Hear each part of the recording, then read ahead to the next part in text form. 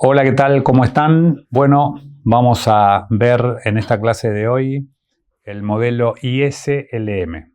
El modelo ISLM es el tema principal de la materia, macroeconomía y política económica. Es el tema troncal. En el desarrollo de la materia lo vemos en primer lugar para economías cerradas, es decir, que la economía no se relaciona con el resto del mundo. Y luego, en la segunda parte, en la segunda parte de la materia, levantamos el supuesto de economía cerrada y vemos el modelo ISLM para economías abiertas. Así que en la clase presente lo que vamos a ver es el modelo ISLM en su versión más sencilla, que es para economías cerradas. Comenzamos con la curva IS. Para eso tenemos que recordar que hemos visto en temas anteriores la base teórica que nos permite entender y desarrollar el modelo. Esa base teórica está en el capítulo 3 de Blanchard Pérez Henry, donde vimos el mercado de bienes, todo lo que significa y representa, y la política fiscal.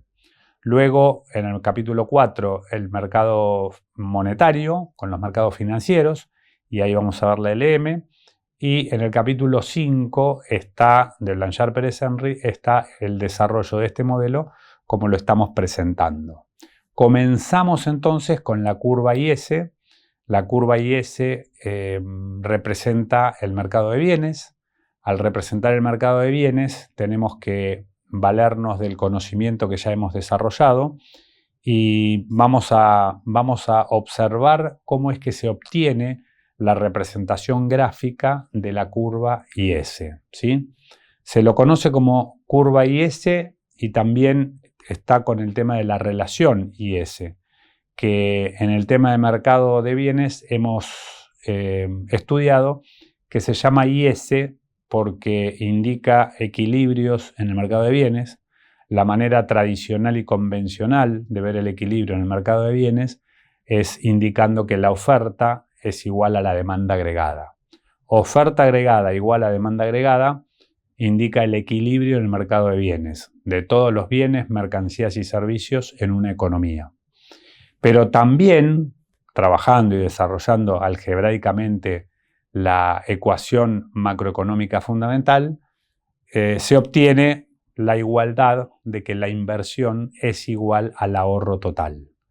Esa relación de que la inversión en equilibrio es igual al ahorro total da lugar a llamar de esta manera a esta curva la I de investment y la S de save, ahorro, así que tenemos inversión y ahorro indicando esta curva IS. ¿Cuál es la definición más precisa que podemos dar de esta curva IS? Que está indicando todas las combinaciones de renta y tasa de interés en las que el mercado de bienes se encuentra en equilibrio.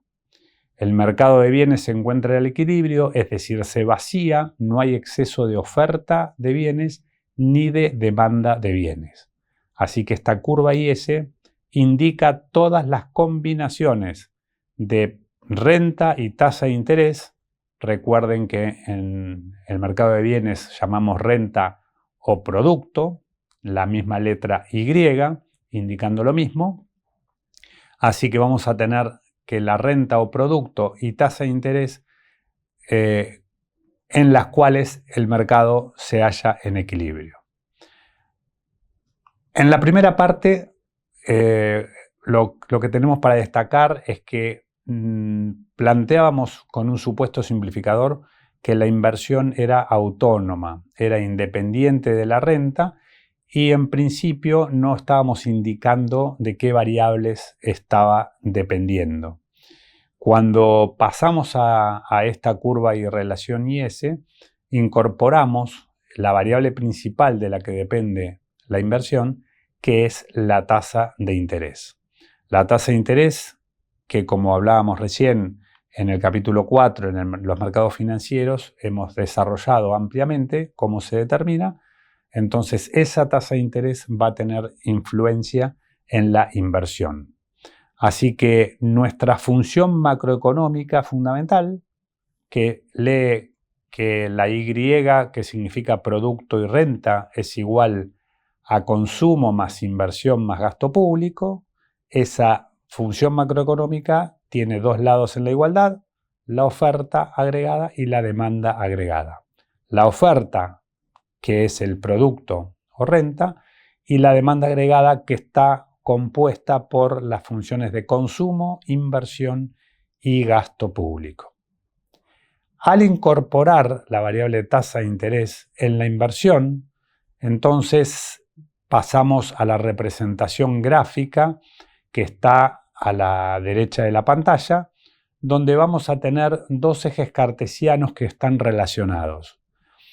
El gráfico superior es el que va a estar graficando el modelo ISLM, y las dos variables endógenas son la tasa de interés en el eje de las ordenadas y el producto renta en el eje de las abscisas.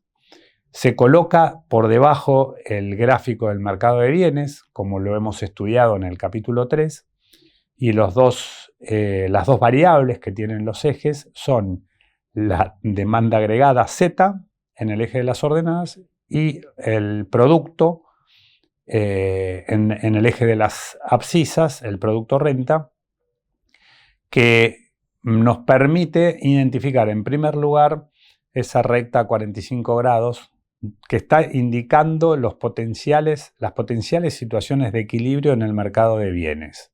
Es decir, que la oferta agregada Y es igual a la demanda agregada Z, ¿sí? Pueden ver ahí en en la recta de 45 grados, arriba tiene anotado que Y es igual a Z, todas las potenciales situaciones de equilibrio, esa sucesión infinita de puntos.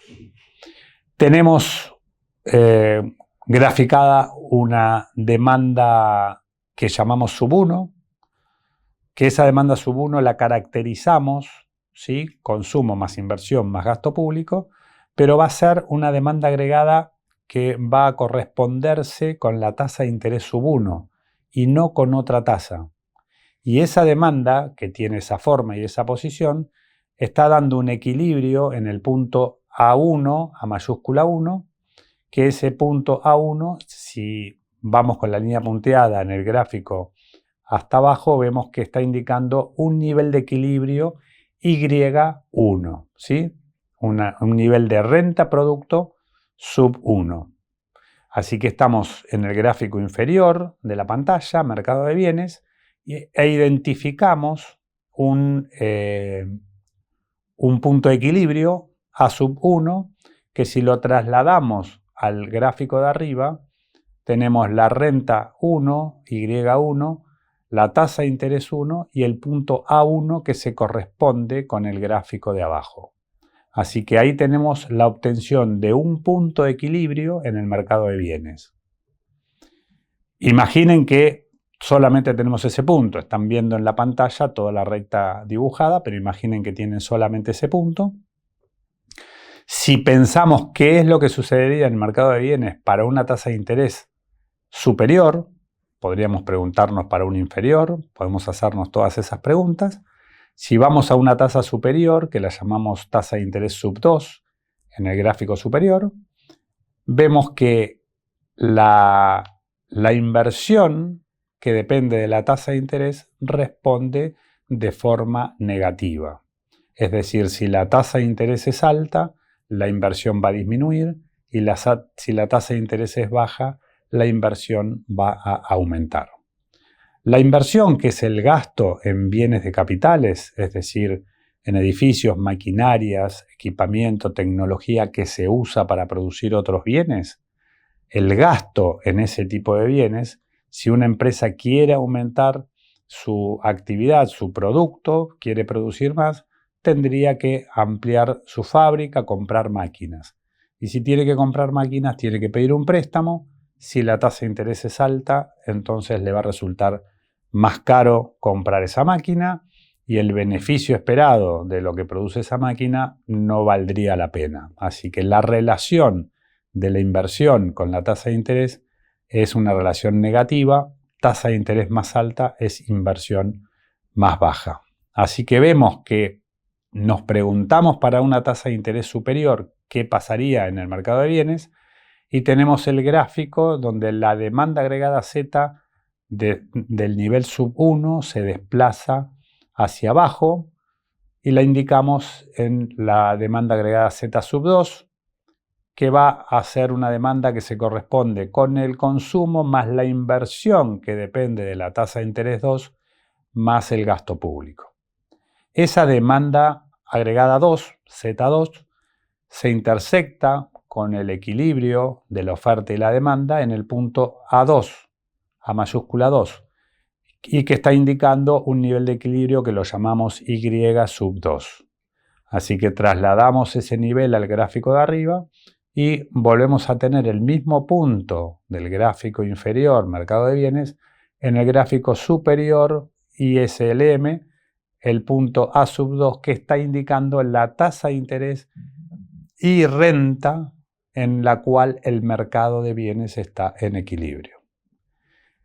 Dicho esto, hemos supuesto dos niveles de tasa de interés y observado qué demanda agregada asociada hay a esa tasa de interés diferente, una mayor que la otra. Y podríamos hacer este ejercicio la cantidad de veces que querramos, ¿sí?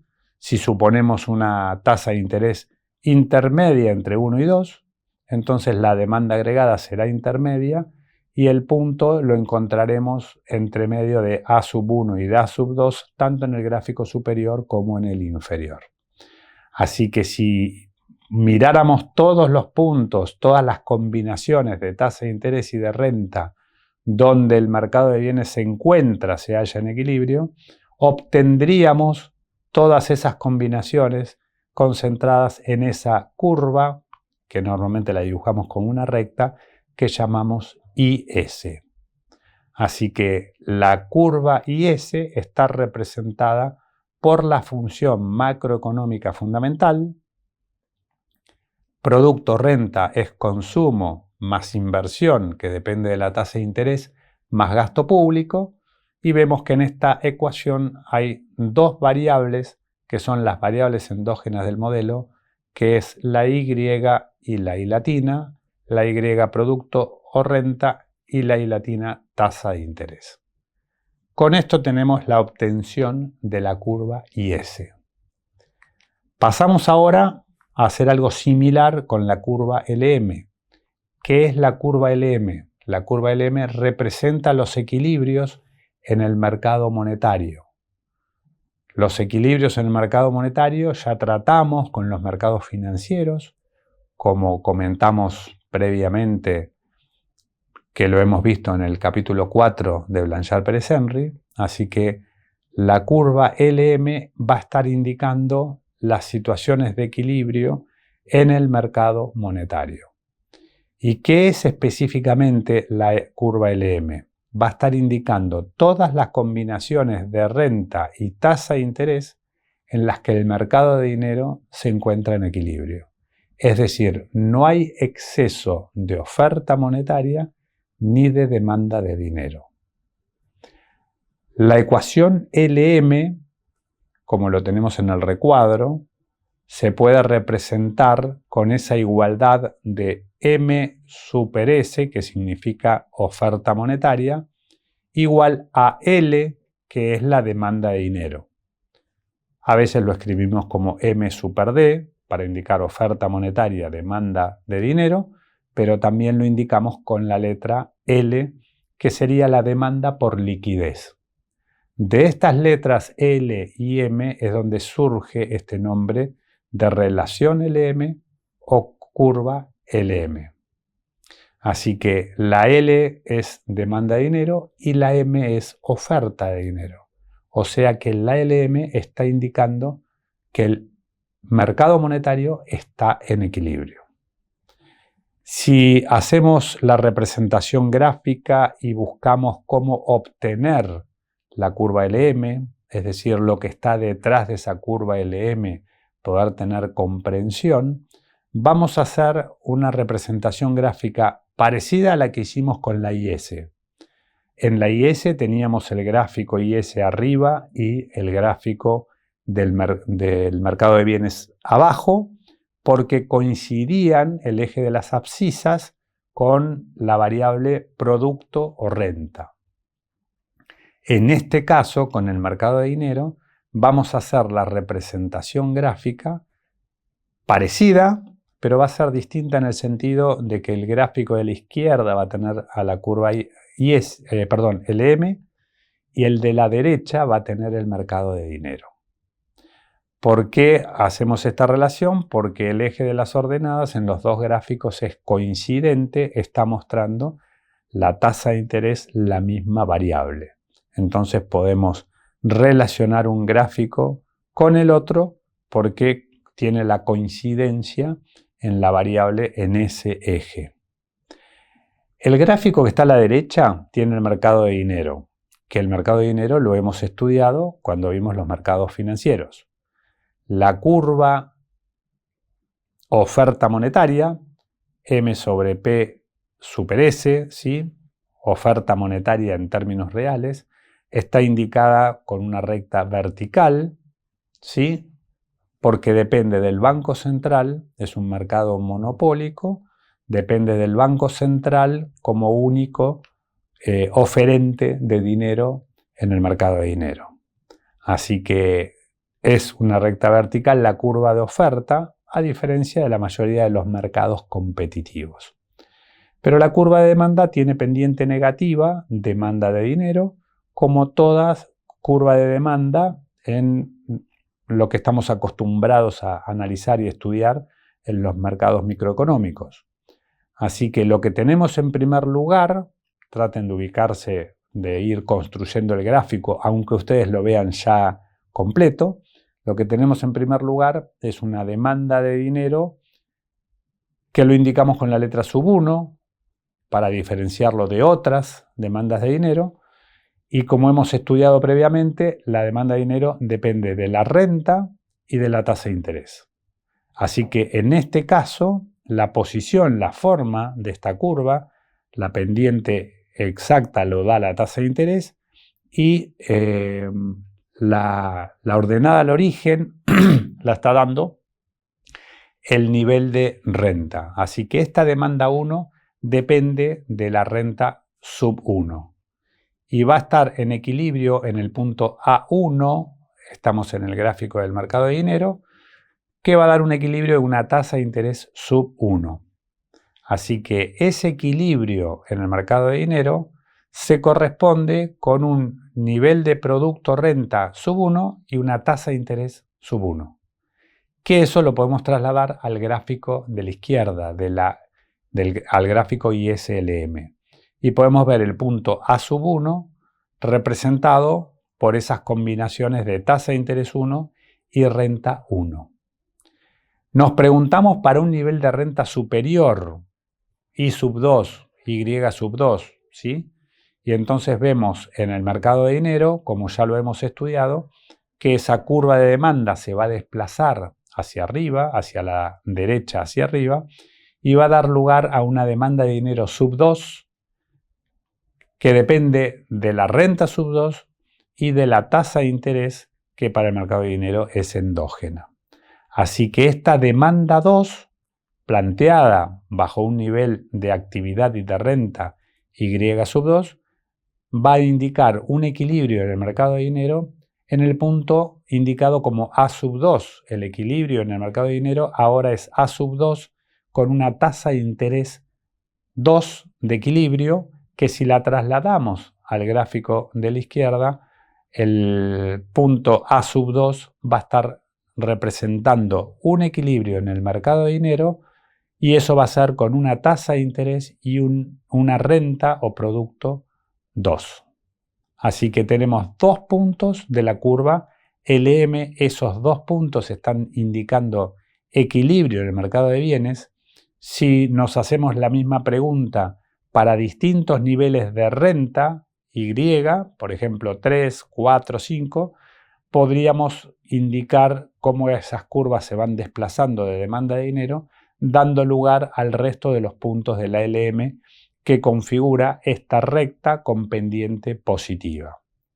La conclusión es que a mayor nivel de renta, la demanda de dinero va a ser mayor, y si la demanda supera la oferta de dinero, la tasa de interés va a ser mayor. Eso es lo que da lugar a esta pendiente positiva de la curva LM.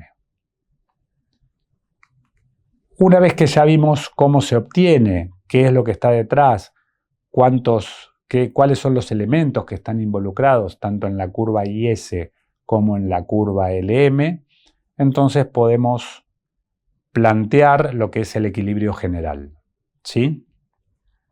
Tenemos las dos ecuaciones que representan a este modelo IS-LM, la curva IS, el equilibrio en el mercado de bienes, y la curva LM, el equilibrio en el mercado monetario, oferta igual a demanda agregada y oferta igual a demanda de dinero, las dos en equilibrio, y eso lo representamos gráficamente.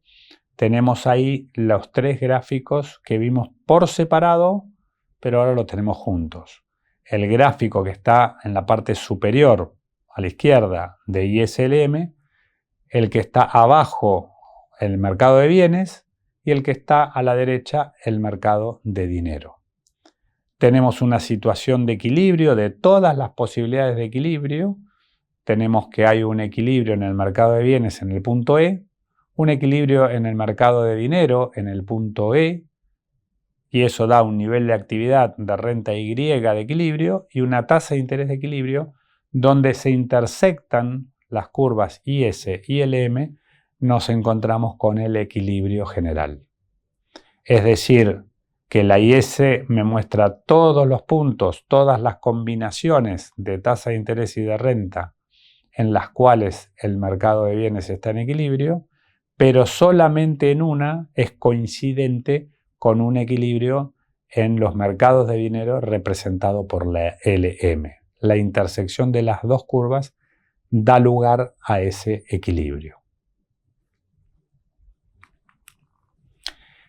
Una vez que tenemos planteado el modelo, vemos cómo funciona la economía con los 4 sectores que tiene la economía, pero como prescindimos en economía cerrada del sector externo, entonces tenemos 3 sectores: sector privado, sector público y sector financiero. Esto está capturado en este modelo IS-LM, que es una herramienta didáctica, ¿sí? Pedagógicamente es muy potente porque podemos visualizar el funcionamiento de toda la economía en su conjunto en un solo gráfico. Y está indicado el equilibrio en el que estaría en un momento dado la economía en ese gráfico IS-LM. Y también podemos ver, aparte del funcionamiento de la economía, la aplicación de las políticas económicas. Vamos a ver 2 ejemplos. Vamos a comentar que podría haber otros ejemplos más, pero vamos a ver 2 ejemplos de los que ya hemos visto en nuestros temas de mercado de bienes y de mercado de dinero, que son ejemplos de política fiscal y de política monetaria. El ejemplo 1 que tenemos en pantalla es de política fiscal expansiva, es decir, un aumento del gasto público. Eso lo indicamos en la notación como G', ¿sí? De gasto público prima mayor a la G inicial, al gasto inicial. Si observamos en el gráfico de abajo, el aumento del gasto público va a dar lugar a un desplazamiento de la demanda agregada que la vamos a llamar Z', que se está correspondiendo, si ven ahí, Z' es igual a consumo más inversión, dada una tasa de interés, más el gasto público prima. Significa que para la misma tasa de interés de la demanda Z, ahora tenemos que el aumento del gasto público, G', daría lugar, ahora lo vamos a revisar, a un nivel de actividad que iría hasta la Y', hasta el producto o renta prima. Si vemos eso en la representación gráfica, vamos a ver que la línea punteada llega en la curva IS', llega a intersectar a la línea punteada de la tasa de interés del equilibrio inicial, ¿sí? Entonces, con lo que nos encontramos es que aumenta el gasto público, aumenta la demanda agregada, aumenta el producto o renta, y ese aumento del producto o renta, en segundo lugar, va a dar lugar a un aumento de la demanda de dinero, que depende de la renta, y en ese caso, la demanda de dinero va a ser superior a la oferta monetaria. Todavía no lo estamos viendo gráficamente, lo vamos a ver en la próxima diapositiva. Lo que estamos viendo en esta es que el nivel de actividad para esa tasa de interés tendería a ir a este nivel Y'. Pasamos a la siguiente diapositiva, que es la continuación del ejemplo 1, y vemos acá que el aumento de la demanda de dinero hace que la demanda supere a la oferta y eso provoca un aumento de la tasa de interés. Se representa gráficamente este aumento de la demanda de dinero con un desplazamiento en el gráfico de la derecha, mercado de dinero, hacia arriba de la curva de demanda de dinero L. Y ahora tenemos L' que se corresponde con un nivel de renta prima y vamos a tener el equilibrio prima señalado con ese punto rojo en el mercado de dinero. Este aumento de la tasa de interés va a afectar nuevamente al funcionamiento de la economía y como veíamos al principio, la inversión depende de la tasa de interés y en forma negativa, el aumento de la tasa de interés da lugar a una caída de la inversión. Y si cae la inversión, que es un componente de la demanda agregada, entonces cae la demanda agregada y cae el nivel de actividad. Este segundo elemento que comento ahora, la caída de la inversión y la demanda agregada, en el gráfico del mercado de bienes se ve con un desplazamiento hacia abajo de la demanda prima. Es decir, que completamos el proceso, no pudo quedar en esa demanda que había aumentado, que señalamos en la diapositiva anterior, porque el aumento de la tasa de interés está disminuyendo el efecto expansivo de la política fiscal aplicada.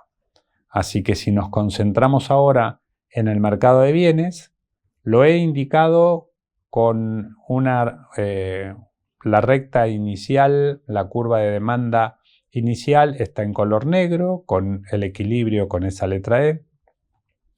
Luego pasó a una demanda agregada superior, que está hecho con un trazo más fino, con color azul, pero el aumento de la tasa de interés disminuyó un poco ese efecto expansivo y quedó con una situación relativamente intermedia, donde la demanda prima, después de todos estos efectos coordinados, termina en un equilibrio indicado con una demanda del trazo grueso azul.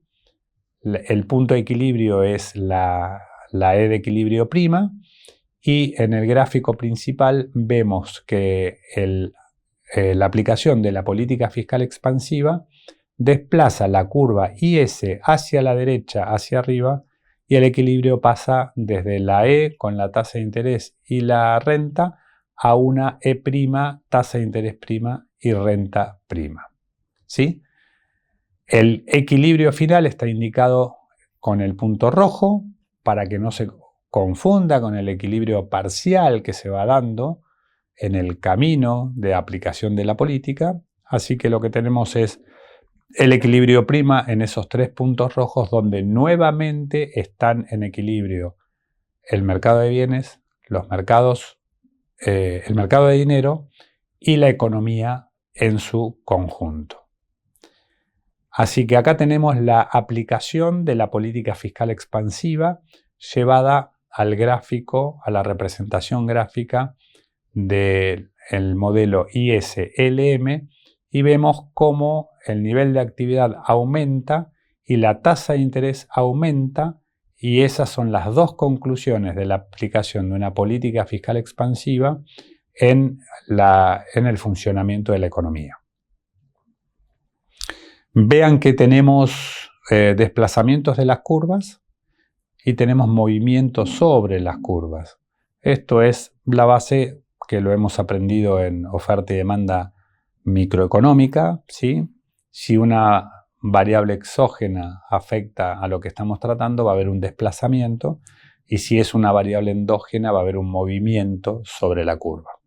En este caso, la variación del gasto público va a ser exógeno para el modelo ISLM, va a haber un desplazamiento de la curva IS, que es la que se ve afectada, y ese desplazamiento genera un aumento de la tasa de interés. La tasa de interés es una variable endógena, así que va a haber un movimiento sobre la curva LM para terminar el equilibrio en el indicado E'. Vamos a hacer lo mismo ahora para el ejemplo 2, que es de política monetaria.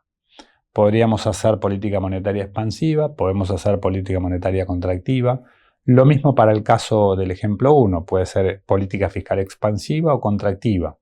Como hicimos expansiva en la política fiscal, vamos a probar ahora con la política monetaria, haciendo un ejemplo de política monetaria contractiva. Sin entrar en detalles de cómo lo aplica el Banco Central, damos como hecho que la aplicación de la política es disminuyendo la cantidad de dinero. Disminuye la cantidad de dinero, es decir, que la cantidad de dinero M' es menor que la inicial, M. En ese caso, la oferta monetaria es menor a la demanda y eso va a estar escaseando el dinero, va a estar aumentando su precio a la tasa de interés. Volvemos a tener los tres gráficos a la derecha, en las mismas posiciones que el anterior. Y ahora nos concentramos en el mercado de dinero, porque estamos hablando de política monetaria. Así que el hecho de que disminuya la oferta monetaria va a generar en el gráfico un desplazamiento de la oferta monetaria hacia la izquierda. Lo indicamos con el trazo azul, así que ahí tenemos M sobre P super S', es decir, oferta real de dinero prima, que es en una cantidad menor que la anterior. Estábamos en un equilibrio en la letra E y ahora este nuevo nivel de cantidad de dinero está llevando que para el mismo nivel de renta, ahora sigamos la línea punteada de la tasa de interés prima, para el mismo nivel de renta, ahora la tasa de interés es mayor, ¿sí? Y me está indicando un punto, por el momento tengo uno solo, luego vamos a ver que es un desplazamiento de la LM hacia la izquierda, hacia arriba. Tenemos entonces, en un momento inicial, que la aplicación de la política deriva en un aumento de la tasa de interés. Así que tenemos que ver cómo continúan los efectos por estos desplazamientos endógenos, exógenos primero y endógenos después. Vamos a ver ahora que el aumento de la tasa de interés va a impactar en la inversión en forma negativa, es decir, disminuye la inversión. Como la inversión es un componente de la demanda agregada, disminuye la demanda agregada y la renta. Y cuando disminuye la renta, entonces lo que va a suceder es que va a disminuir la demanda de dinero que depende de la renta. Así que en el gráfico de mercado de dinero vemos un segundo desplazamiento indicado en azul con L', que es la demanda nueva una vez que cayó el nivel de actividad y la renta. La demanda de dinero depende de la renta, entonces cuando cae la renta, cae la demanda de dinero. Así que vemos entonces que la contracción monetaria eleva la tasa de interés. Al elevar la tasa de interés va a generar que caiga la inversión. La caída de la inversión hace que caiga la demanda agregada, la renta, y esa nueva renta inferior va a producir en el mercado monetario una disminución de la demanda de dinero y eso va a llevar al nuevo equilibrio ahora en el punto E', que entre tantos movimientos que estamos haciendo, lo indicamos con el punto rojo para evitar que se confundan, así que el equilibrio final se da no en el nivel superior de tasa de interés, sino un poquito menos, ¿sí? Con lo cual esa va a ser la tasa de interés prima definitiva. No la que está indicada arriba, que sería donde tendió a ir con la contracción monetaria, sino el efecto final que está generando ahora la caída de la demanda de dinero, así que vamos a tener el nuevo equilibrio en E', y ese equilibrio en E' se podrá observar en el mercado de bienes con el desplazamiento de la curva de demanda agregada de Z a Z', indicado con el trazo azul, que es también el producto de que ha caído la demanda agregada por la inversión que hemos indicado antes. Así que con esto tenemos completo lo que es el modelo ISLM. Por un lado, de dónde se obtiene cada una de las curvas y el conocimiento que está detrás, tanto de la IS como la LM, y que nos permite observar el equilibrio general de toda la economía, y le podemos agregar luego las aplicaciones de las políticas económicas, política fiscal y política monetaria para llevar a un resultado deseado por las autoridades económicas. Recuerden que la política fiscal la aplica el gobierno, recuerden que la política monetaria la aplican los bancos centrales, y en ese caso se puede dar una situación donde se combinan políticas, el gobierno y el Banco Central utilizan políticas diferentes para conseguir algún objetivo común. Así que eso también lo podemos hacer en nuestro modelo. Prestar atención, tomar con detenimiento, mirar las variables, mirar la representación gráfica y construir el modelo, que si bien tiene alguna complicación de lo matemático y de lo gráfico, vale la pena el esfuerzo porque nos permite conceptualizar en un solo gráfico todo el funcionamiento de la economía y las políticas aplicadas.